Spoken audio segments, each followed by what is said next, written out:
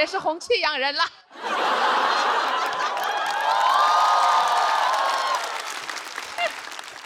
确实啊，今年又来了。我在去年的节目当中呢，就是表现出色。这个不是我自己说的，是我问了 AI。去年我上完节目之后呢，好多人夸我，还有人跟我说什么女孩子是世界上最美好的生物，女孩子都香香软软。我个人不太喜欢这种说法啊，因为我觉得我们女孩子是各种各样的，为什么一定要香香软软的，对吧？对啊，我们又不是什么法式小面包。但是直到最近，有一个零食品牌找我直播，当时真的没有忍住，我说我就是小面包，我香香软软，可能因为我太谄媚了吧，最后没有接到这个商务。上完节目之后呢，好多人说记住了我的自信，还有一些姐妹跟我说很羡慕我的天生自信。哪有人天生自信啊？咱们从来没有见过哪个医生在产检的时候指着那个 B 超单说：“哎呀，你这个小孩啊，先天性自信呐。”然后等这个小 baby 在产房里面出生的时候，他就做自己。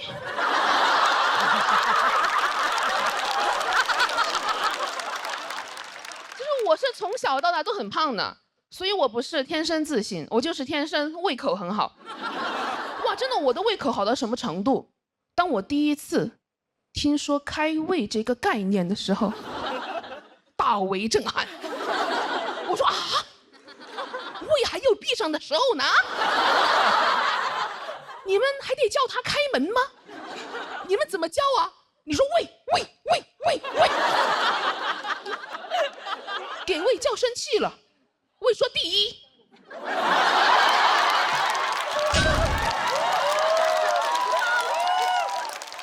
谢谢你们喜欢这个梗啊，这个确实是我今年写书最喜欢的一个梗啊，没有任何原因，就是荒谬啊。我以前其实都很自卑的，我最自卑的时候是青春期，因为初中的时候特别喜欢把班上最胖的女生和最胖的男生拉郎配。对吧？初中都禁止早恋，而我在包办早恋。我跟那个男生啊都没有说过几句话，我们两个人不敢，因为我们但凡有一点互动，其他人就你看，真是天造地设的一大堆呀。真的，现在回想起来，我们两个人当时特别像那种被强制营业的 CP， 我跟他都想解绑。但粉丝们不同意。我跟他想解绑有一个方法，就是有一个人呢要瘦下来，但我瘦不下来，所以他必须给我瘦下来。到后面我疯了，我看见他坐在那儿我就生气，我说你运动啊，你跑步啊，你再不跑我就追你了。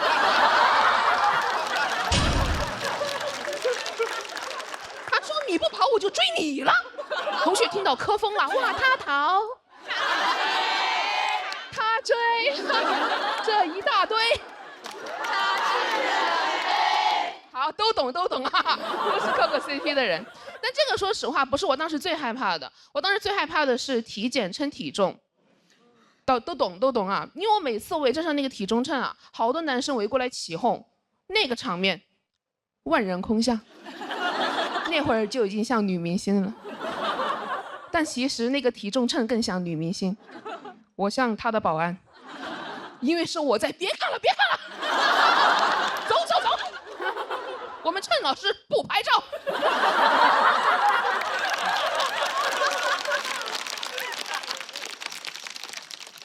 这就是我的青春，所以我当时真的看不了一点青春片，因为你们那些女主角啊，要么天生大美女，要么丑小鸭逆袭。一个能代入的都没有啊！你们看过《初恋这件小事》吧？对吧？它讲的就是女主为了男主一路逆袭的故事。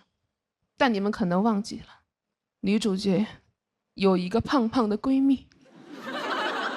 他也有自己的 crush。我当时带入他看了半天，结果看到他一直在帮女主追男主，我真是恨铁不成钢。我说小胖龟呀，你就没有自己的男人要操心吗？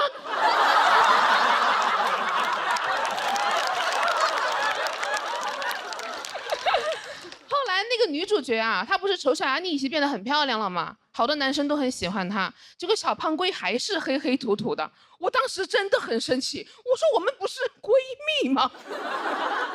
你美白不叫我，学化妆不叫我，哦，吃饭你倒是叫我了。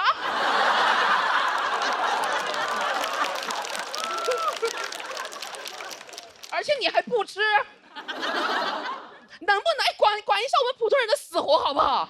哎，能不能给我们普通人拍一个青春片啊？真的，能不能至少给我们造个梦，对吧？如果让我拍，我就拍里面那个女主角，她也胖胖的，什么都没有，但她就是很自信，因为她身边的人都很正常友好。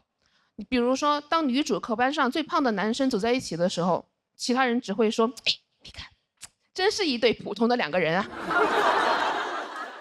当女主体检称体重的时候，围过来一圈男生当她的保安，说谁都别想看她的体重。旁边医生说：“啊，我也不能看吧。”当女主因为有了 crush 开始身材焦虑饿到晕倒的时候，闺蜜递过去一个小面包，说美的没有天花板，你看你多香香软。而且为了男人不值得，因为没有四菜一汤的爱情就像一盘散沙，风一吹就不好吃了。我朋友听了我这些设想啊，他说你说的这个不是青春片，是舌尖上的中国。不得不承认啊，姐妹们，目前的环境催生不出来这样的青春片，所以真的，如果你们觉得自己不够自信，你就装，你们别管，你先装他一个疗程的。如果你实在不会装，你现在在兜里装一个 vivo S30，等一下哇 ，Live Photo 神器。拍出鲜活的自己，好好看看你们自己到底有多美好。事实证明，谄媚是可以接到商务的。而且我们仔细想，你装自信没有任何损失，哪怕有人过来问你说你凭什么那么自信呢？不要理他，掉头就走，因为你确实不知道为啥。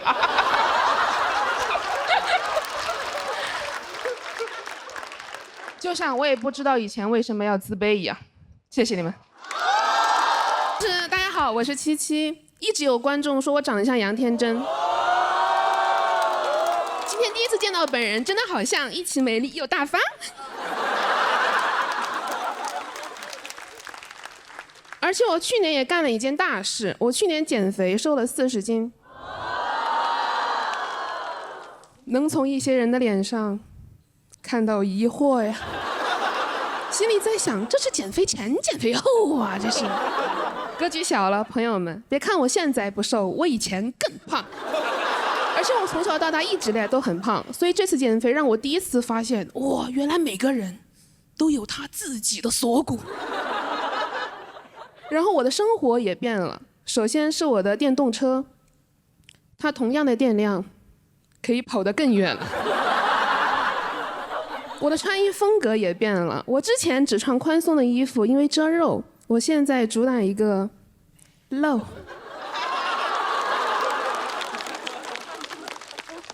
去年一整年一件 T 恤也没有买过，全是吊带儿。哦，今天没有穿，节目组不让。我也开始在朋友圈里面发一些以前没有发过的那种好看性感的自拍照。有一些不可思议的事情发生了。有一天我刚发完，有一个3年前的前同事过来找我聊天。他说：“美女，晚上好。”我说：“你好。”他说：“认识一下。”我说：“我们已经认识了。”但他的下一句话好震惊我，他说：“哇，你好会撩啊。”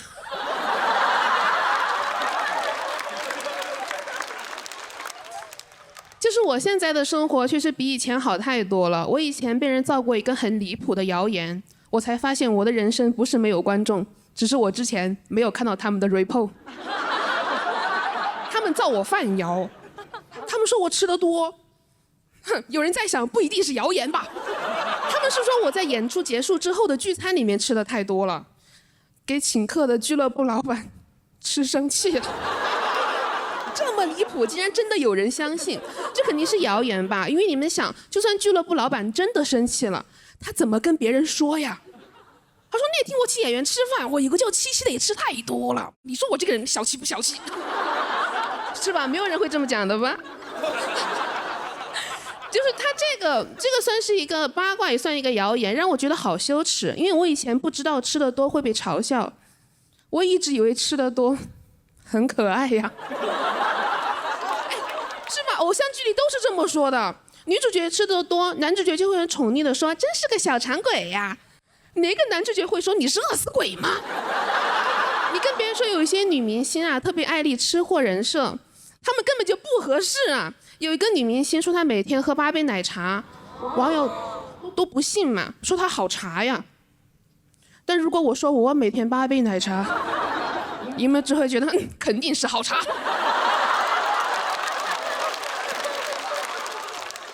我不喜欢这个八卦，还有一点是因为我觉得这个八卦显得我好傻呀。就是你们想一想，我们这个行业其他人都是什么八卦呀？抄袭、离婚、亲嘴儿。别的不说，他们至少像个成年人吧。只有我每天在那嗨嗨吃饭。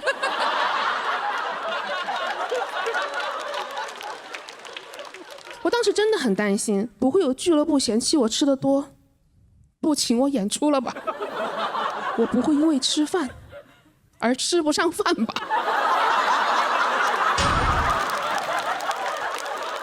我就赶紧去找我经纪公司的老板商量，我说你知道外面传我什么吗？他说知道，说你没礼貌。我说这个我倒是不知道。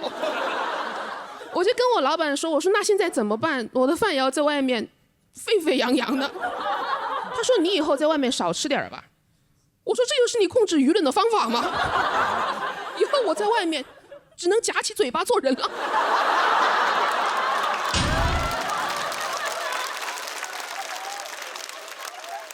他说那也是没有办法，女生哪要像你吃那么多的，不体面。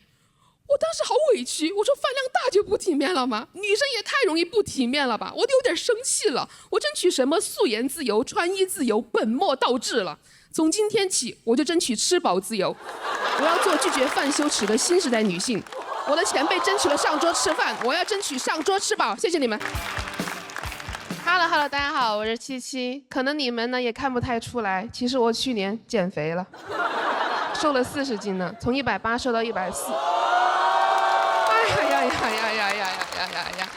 哎呀，每听到你们这种声音，我就特别的高兴。是这样的，就是我以前一直以为减肥之后人生会变好，但我没想到会变得这么好。最直观的是别人对我的反馈，终于开始有人夸我漂亮了。以前也被夸过，只是没有被单独夸过。他们都只是说每个女生都很漂亮。而且真的像我这种从小到大没有被夸过的人，真的完全经不起夸。刚开始被夸漂亮的时候还理智尚存，觉得啊，我应该也算是个小美女吧。被夸到后来，我宇宙第1大美女。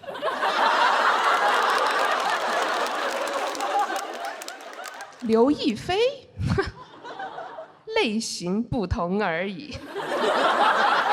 那段时间真的是太狂了，太飘了。我甚至会把我所有的演出问题都直接归结于我的美貌。如果这一场演得好啊，美丽罢了；这场演得不好，美丽是我的原罪。至于段子内容写得好不好，那是像这样的丑东西才需要考虑的事情。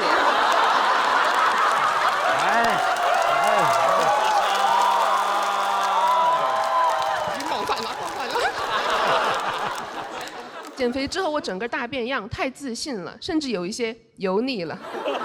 也是我跟我喜欢的男人表白，我跟他说我喜欢你，他说他不喜欢我，我不信。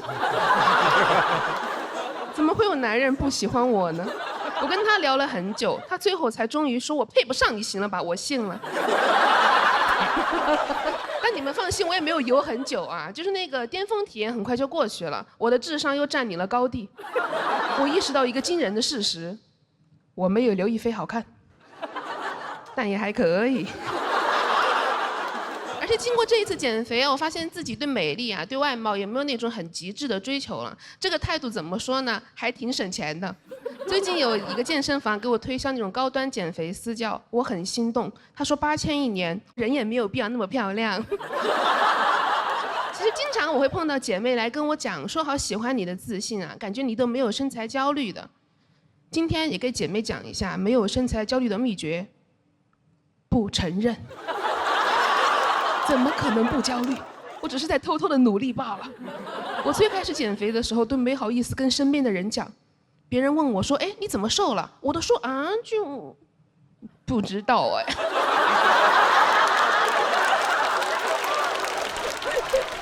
有天早上起来突然就瘦了，莫名其妙。然后吃饭的时候，朋友会问我说：“哎，你吃的是减脂餐吗？”我都说啊，没有啊，就天生爱吃西兰花。我的朋友们还会追问我说：“那你怎么最近不跟我们吃夜宵了？”我好慌张，我都开始编瞎话。我说我最近晚上在跟郭麒麟约会了。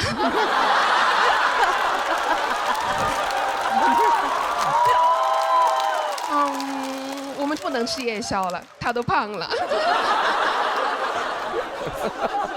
哎，约会是开玩笑的啊，你不要去问他，他不会承认的。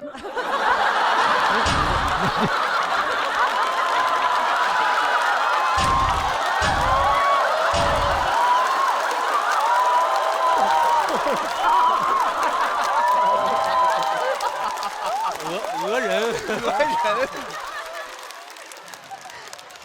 这下更难说清楚了。就是经常应该有减过肥的姐妹对吗？减肥真的好难啊，因为我后来又反弹了20斤，反弹真的好快呀。我有一个血泪一样的教训分享给你们：衣服不要扔得太早。我当时看着衣柜那个绝望的心情，就像高考之后把书撕了，发现自己还要复读。反弹压力太大了，我也不能一夜之间瘦20斤吧。而且我最害怕的还是别人发现我反弹的事情。我后来真的，我心一横，牙一咬，我想不管，我就跟别人说我140，别人再怀疑我也不认，因为我想也不会有人从包里拿出一个体重秤说，哎，今天我恰好带了一个体重秤。如果这样，我也只能硬着头皮说，哎，我早上称还140呢。反弹真的好快呀。由于我一直以来在隐瞒我反弹的事实嘛，真的会有女观众把我当成减肥专家。有一个女观众给我私信，她向我虚心请教，她说我的目标体重是90斤，但是我卡在100斤，怎么都下不去，怎么办？我当时心想，怎么才能卡在100斤呢？我连140我都卡不住，但我还是维持住我那个专家的形象。我很笃定的跟他说，你就说你90斤就行，没有人会发现的。就像我一直说我140，其实我160，你能看出来吗？他说能看出来。但他接着说，他说但是谢谢你让我明白，身材不能定义魅力，胖胖的女生也有自己的舞台。我说什么胖胖的女生？我就140哈。谢谢你们，我是七七。Hello， 大家好，我是七七。咱们今天聊聊恋爱吧。我其实以前从来没有谈过恋爱，我母胎单身27年了，但就在今年谈上了。在这里，我首先要为我以前骂过的所有恋爱脑道歉。我也不是什么好东西。哇，爱情真的好容易让人疯狂啊！我以前不知道，我刚开始跟我对象接触的时候，就有一点患得患失嘛，心里就很慌张。网上的情感大师教我，你搞1个你慌张，你搞3个你还有时间慌张吗？我就开始实操，没成功啊，没成功啊！我是搞纯爱的那一种。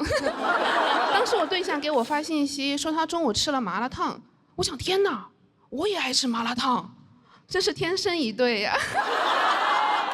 然后有个别的男的跟我炫耀说他去吃了帝王蟹，我说帝王蟹能放麻辣烫里吗？我给他回，我说你别没话找话。转头呢开始绞尽脑汁跟我对象找话题。我说我今天听说有个男的去吃了帝王蟹。我对象给我回，你别没话找话。我想天哪，他跟我回的一样，真是天生一对呀。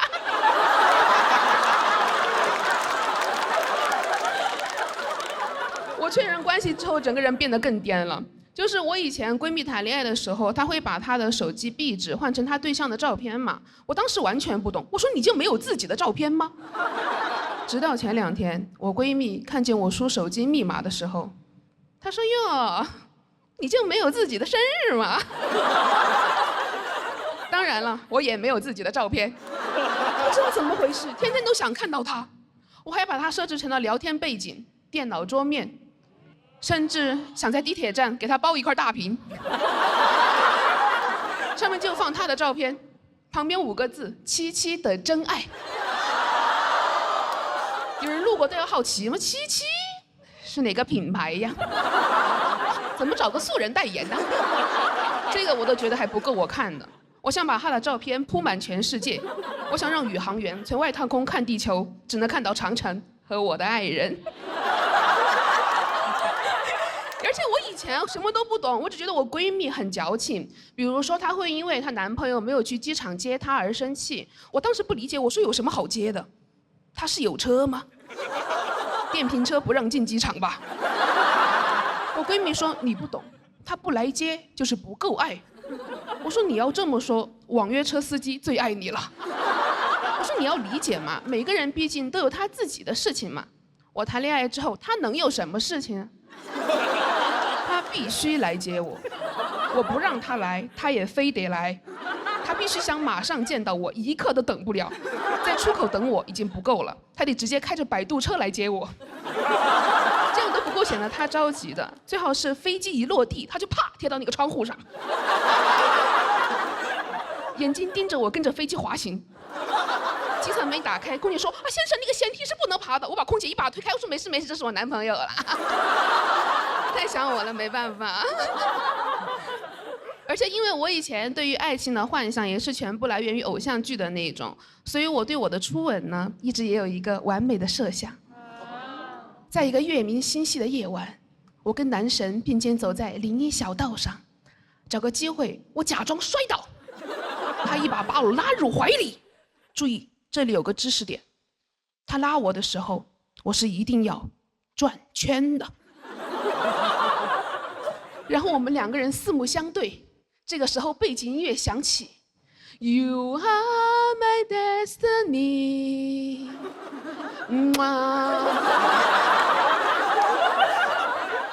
然后这个时候天空中开始砰砰砰绽放起烟花，烟花在天空中一会儿排成一个一字，一会儿排成一个人字，最后排成了我的名字。这个时候男神呼唤我宝贝儿，我说嘘，别说话，吻我。哎，我把这个给我对象讲了，我说怎么样，浪漫吗？他说你可闭嘴吧。我说啊，闭嘴，是要吻我了吗？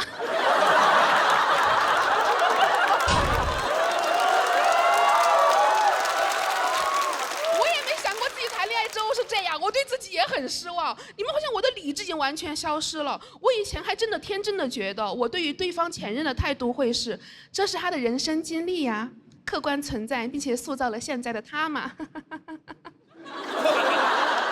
直到前2天，我发现我对象没有删他前任的微信。我说，要么你删他，要么我删你。而且可能因为我没有前任吧，我有一点太在意他前任了。我脑子里全是他前任。我说要不你跟我谈，要不你跟他谈，要不我跟他谈。因为我吧也知道自己是个什么东西，我真的很怕朋友骂我是恋爱脑，但我对象的条件吧又太容易让我被骂了。我对象是一个鼓手，这是我对外的说法。他最近报了一个班学架子鼓。他这个情况我完全不知道怎么应对朋友的询问，我说我谈恋爱了，他们都很兴奋，问我，哎，他是做什么工作的？我说他最近没有工作。那他肯定很帅吧？我说那应该是说不上吧。那他是不是性格很好啊？我说要不你直接骂吧。不过你们也放心啊，我没有给他花钱，我还赚钱了。我来之前，他拿着钱求我不要在节目上讲他。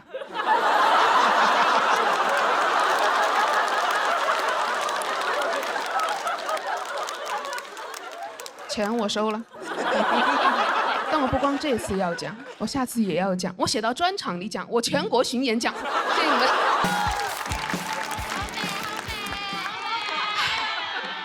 其实我呀，也不是一开始就这么成熟美丽的。大家好，我是西七啊。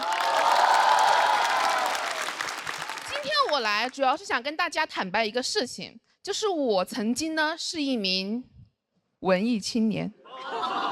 我当得太早了，我高中就喜欢大斌老师了。真的，那会儿高考动员会，老师问我们，你们以后都想去哪里呀？同学说清华、北大，我说大理、拉萨。老师很生气，说那你以后能做什么工作呀？我说我能当作家、主持人、民谣歌手、酒吧掌柜、黄金左脸。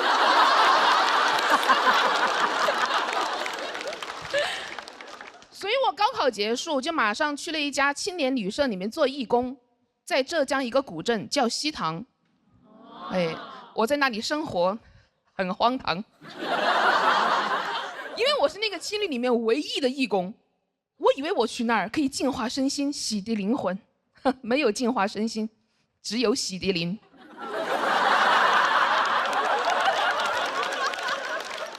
我每天除了打扫房间，最重要的工作就是跟客人玩狼人杀。同学打电话问我西塘人多吗？我说狼人挺多的。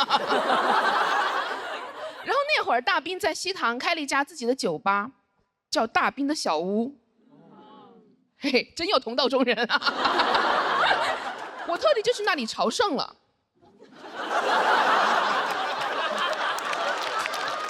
哎呀，不要嘲笑我，好吗？好的。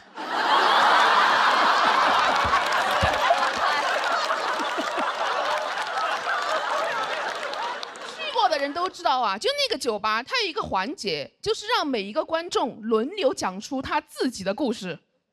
一个大哥站了起来，我之前一个人误入了无人区，走了1天1夜。以为自己要死了，这时候，一头牦牛走了过来，亲了亲我的额头。我知道，我要见到神明了。啊！这个张飞是从哪来的？张飞，这也太装了吧！但我当时管不了那么多，因为下一个就是我。我能讲什么？我才高中毕业。我说我之前一个人误入了尖子班，模拟考试之后，我以为自己要死了。这时候，一头班主任走了过来，敲了敲我的额头。我知道，我要见到家长了。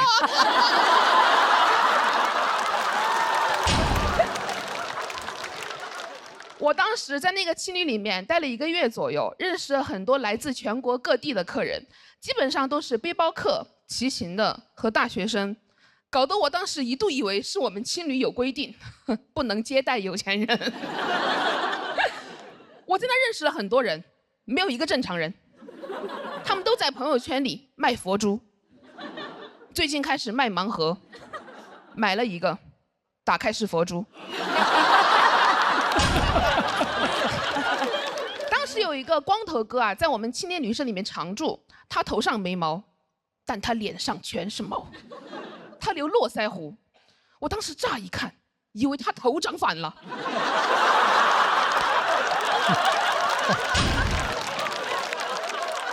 光头哥是那种很典型、很老派的文青。他最瞧不起的就是那些被社会时钟裹挟的人。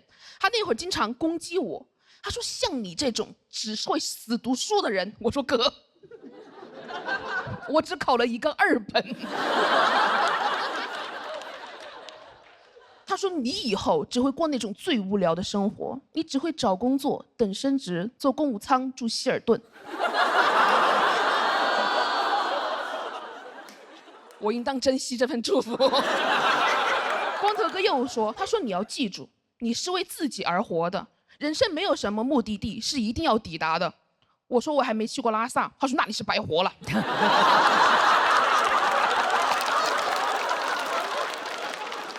所以我大2那个暑假就决定要进藏。都说青春没有售价，硬座直达拉萨，但我没有坐硬座，我走路去。我是一边走路一边搭车了，还好吧，主要是搭车了。哎呀，走路太累了。我只是喜欢当文青，我又不喜欢运动。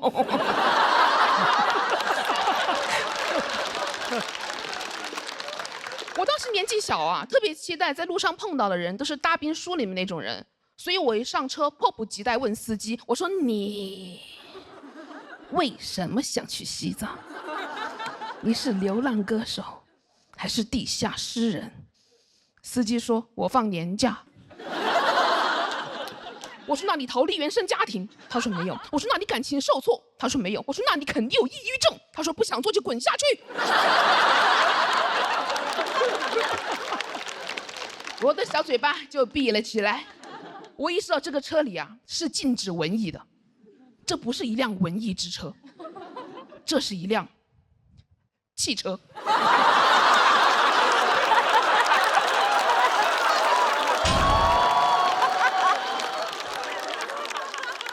2个人啊，在那个国道上走了2个小时左右，又搭上来一个男孩。那个男孩上车就问我，他说：“你为什么想去西藏？”我当时真的很紧张，透过那个后视镜看了一眼司机。我说：“啊，我放暑假。”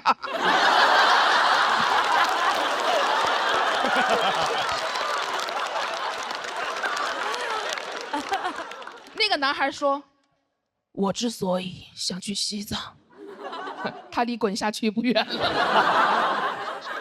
我之所以想去西藏，是因为我之前一个人误入了无人区，走了1天1夜。”我说：“哎，好耳熟啊！”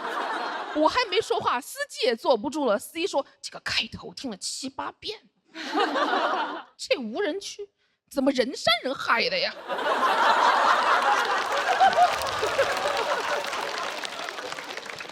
我当时进藏大概进了10天左右，路程很苦，但真的很美，但真的很苦。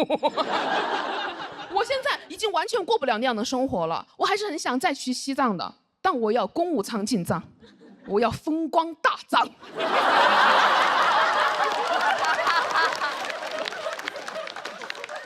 你们也能听出来，以前的我呢是没苦硬吃，现在的我没钱硬花。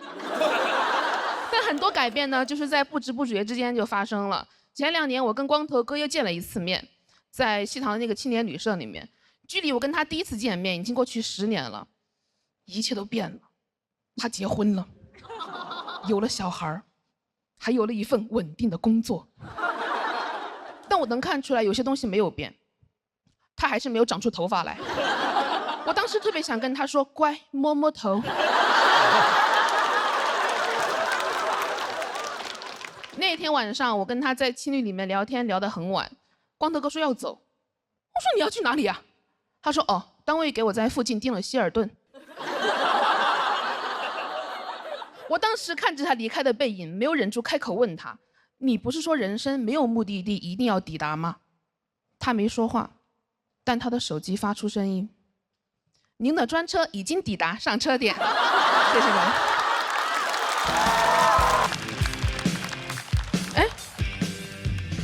我今天有点太好看了，真的，今天我看我自己，我说哇，人间水蜜桃，都有点不好意思讲我今天的内容了。我本来是想说我很抠门儿，因为虽然你们看不出来啊，但其实我对于时尚跟购物是一窍不通的。就在我心中，购物只有2种模式，一种是这个都给我插下来，另外一种是这个都不是我弄坏的啊。我记得有一年冬天啊，我为了奖励我自己，给自己买了一个200块钱的外套。我高高兴兴出门去，一个朋友指着那个 logo 问我：“你现在是有钱了哈，几千块钱的衣服，你说买就买。”我想完了，搞到假的了。但我是个很诚实的人，还是跟他实话实说。我说啊，我也不懂这些，喜欢就买了。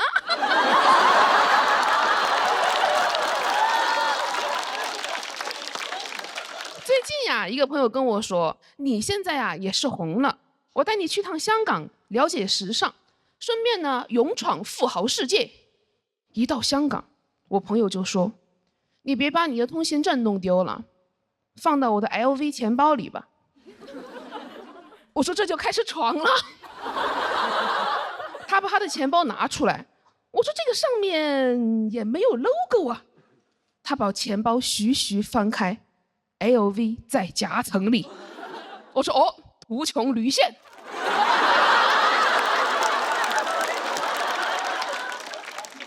我们俩在逛街的时候，他指着前面一个女生说，他说你看那个人穿的是假裤子。我当时第一反应，我说什么是假裤子？就是他其实没穿。他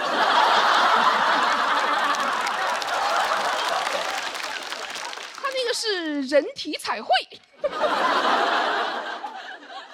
后来我朋友带我去看香水，他说他喜欢祖马龙，因为很低调，但是别人一闻就知道是祖马龙。到这儿我真的忍不住了，我说这个别人他到底是谁呀？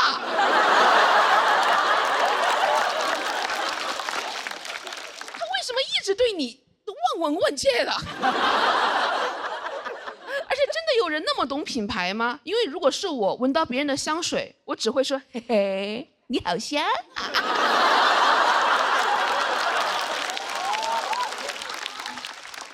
我就跟我朋友说，你是不是有点太被消费主义洗脑了呀？他说那你回上海的时候，我帮你升舱吧。我说消费主义也好香啊。那个其实是我第一次坐公务舱，我是非常紧张的。我坐那儿之后呢，想调座椅靠背，摸了半天也没有摸到开关。你知道，主要是也不敢大摸，不了解公务舱，我怕我摁个啥按钮给飞机舱门弹开了。那样的话，我的惊呼声会显得很像祈祷啊，门。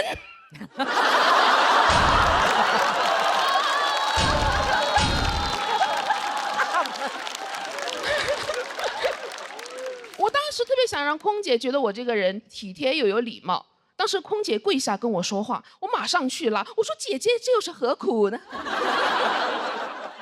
空姐问我橙汁和水您需要什么？我说我都不要，我要你好好休息。不好意思，有点太油了啊。跟我形成鲜明对比的是坐我旁边一个12、13岁的小女孩，她的父母呢坐我们后面。起飞之前，空姐过来提醒我们2个人调直座椅靠背，我们俩都没动。她没动，是因为她不在乎规则；我没动，是因为我没动。我做不到她那么松弛，还是带着一些经济舱的拘谨，就感觉我虽然人到公务舱了，心还没过来，怎么身体跟灵魂总有一个在经济舱？而且我当时看着她，我就想啊，她躺得那么平，她不怕待会儿飞机起飞的时候，她从后面滑出去吗？后来我想，她不怕，因为她身后有父母托举她。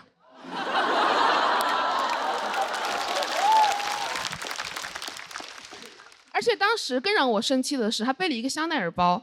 我说你12、13岁，你上初中哎，你背香奈儿干嘛呀？你拿它装笔吗？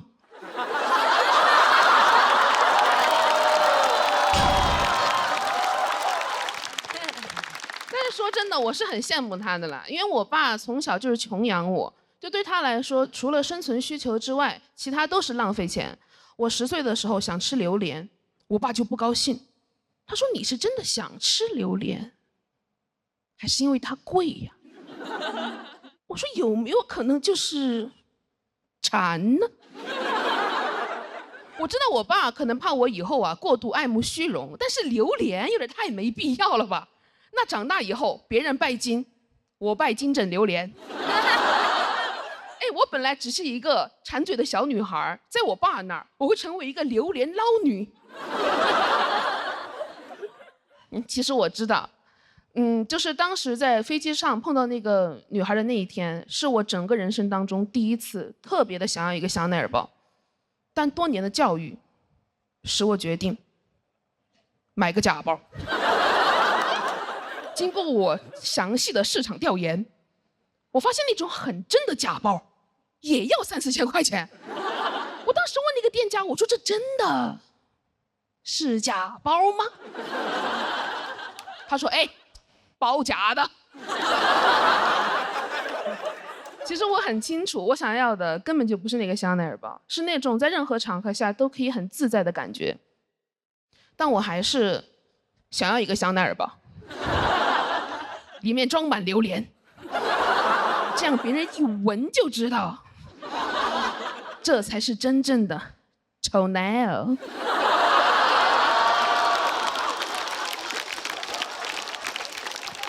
其实我上周已经买了，买的真的。哎，说出来又如何？真的，我今年很想多赚钱，我想给我妈也买一个香奈儿包，给我爸买一个刮胡刀，手动的。他如果有意见，我就问他：你是真的想要电动剃须刀，还是因为它贵呀？